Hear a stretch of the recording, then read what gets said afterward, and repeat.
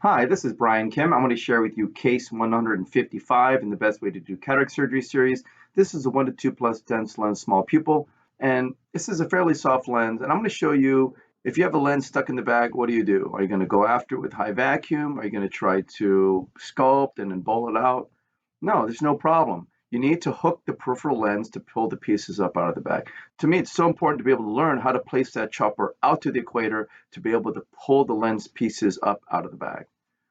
So this case got recorded a little bit late, and so my incisions have already been made, and this is intracameral lidocaine and intracameral epinephrine and some dispersive viscoelastic to coat the corneal endothelium and flatten the anterior capsule. And this is a triplanar corneal incision. I make a vertical groove, place the blade into the deep part of the groove, tunnel through the cornea, and when I'm satisfied with the length of the incision, I turn the eye towards me with the cannula, and then I enter. So I go in with the teeth sideways, and this is my Haldey-Perkar forceps. I'm going to puncture the center, pull down towards me, sweep a little bit to the right to create a flap, grabbing the tear, which creates a flap, going around circumferentially. Again, this is a smaller size pupil. I'm able to use the size of the pupil to guide my rhexis size and centration.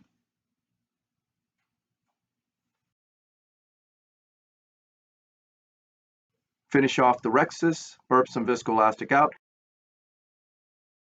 And this is a capsulorhexis hydrodissection technique. I place a cannula under the rhexis edge contra-incisionally, point the tip down, get a nice wave.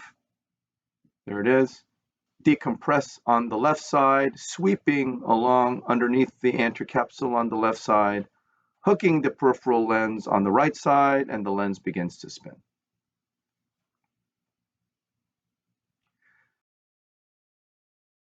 Irrigating the surface of the eye, adjusting the sleeve, lifting the incision with a chopper, going in with irrigation off to minimize Descemet's trauma, removing the surface epinuclear material, being mindful that this is a small pupil. This is, again, in slow motion. Here we go. I have the hand pronated. I'm sliding the chopper underneath the rhexis edge, leading with the tip, rotating my hand, supinating it. Now the chopper is pointed straight up and down, tilting the phaco tip vertically subincisionally, bringing both instruments together, crushing the lens completely in half. That is the double chop. I have the phaco tip embedded in the lens material with that maneuver. Again, this is made easier because this is a softer lens. Rotate and pronate my hand, slide the chopper underneath the right heminucleus, supinating it and pointing it straight up and down, pulling it centrally toward the phaco tip, which fractures the right heminucleus in half. Using some vacuum to lift that first quadrant up out of the bag, and then using high vacuum to remove the lens pieces. Again, this is a soft lens, and it's easy to get both instruments at that horizontal plane to fracture the lens completely in half with the double chop maneuver. Again, placing the chopper around that second quadrant, it didn't really want to come out. It's still kind of attached to the rest of the lens there.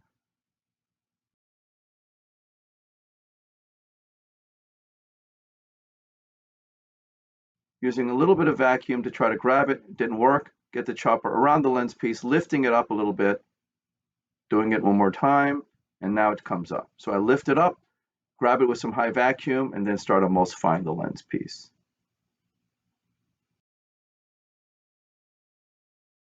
So half the lens is out. I'm going to turn the second heminucleus in front of me, placing the chopper underneath the rhexis edge contra-incisionally, pulling it centrally toward the phaco tip, which fractures the lens completely in half, getting around that third quadrant, lifting it up a little bit. I always lead with the chopper because if I lead with the phaco tip, I'm going in with high vacuum in a situation where the view is not great and you don't want to grab anything that you don't want to. And so you can see I place the chopper again around that last quadrant. I'm able to loosen it up out of the bag, crush it into smaller pieces, and then emulsifying the lens pieces. So all the endonucleus is out. I'm going after the epinucleus, grabbing the anterior aspect of the epinucleus, which starts to come up.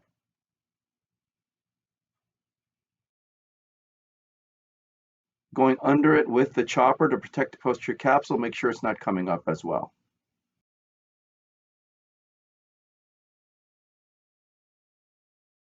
the epinucleus kind of rotates and flips over and comes out as it's being removed with the high vacuum, keeping the chopper deep to protect the posterior capsule.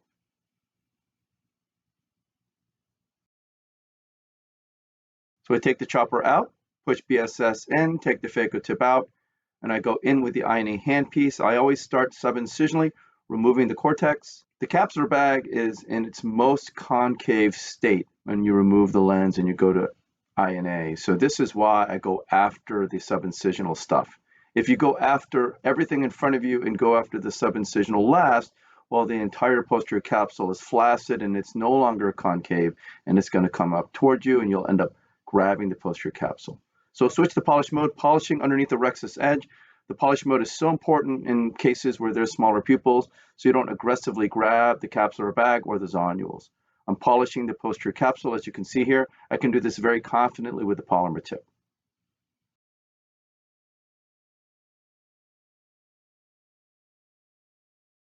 There's a big chunk there, grab it, switch to Cortex mode, removing it, and then switching to the polish mode.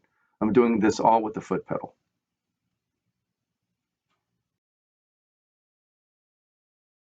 I'm going in with the cohesive viscoelastic to fill the capsular bag. I try not to sweep in this situation when the visibility of the capsule edge is limited. So injecting the single piece acrylic lens into the capsular bag, I can see the rhexis edge as I'm delivering the lens, so I know that I'm going into the bag. I go in with the INA handpiece, irrigation off, activate irrigation, making sure both haptics are off the optic. Go in with the Maltzman. I always like to go with the Maltzman as a double check to make sure that the lens is completely in the bag. Never assume that the lens is completely in the bag.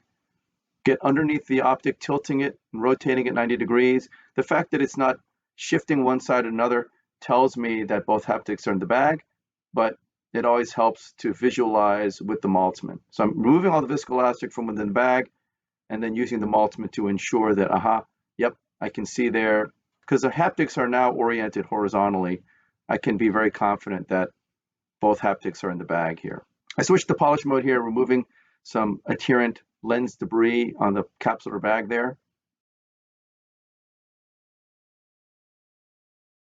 Polishing underneath the rhexis edge again, and then retracting over here on this other side with the Maltzman just to confirm that both haptics are in the bag. Switch to visco mode, removing all the viscoelastic from the anterior chamber, and then I'll hydrate my incision. So again, this is a fairly soft lens. This is somewhat of a small pupil.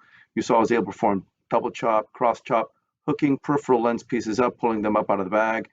And even though it was take a little bit more time to do it this way, very safe. I'm not going after pieces with high vacuum near the capsule. I didn't have to sculpt. I didn't have to rely on the red reflex.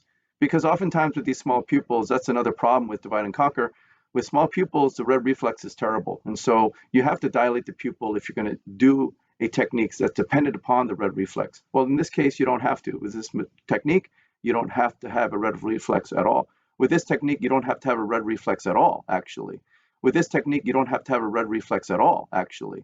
And so you're using the instruments to crush the lens from opposing forces on either side, crushing the lens in half, and then using mechanical fracturing techniques to mash the pieces into smaller pieces. You can see the CDE is very low. This is a nice clear cornea, systematic and controlled lens disassembly, and this patient did great. So I hope this was helpful to you, and I thank you for your attention.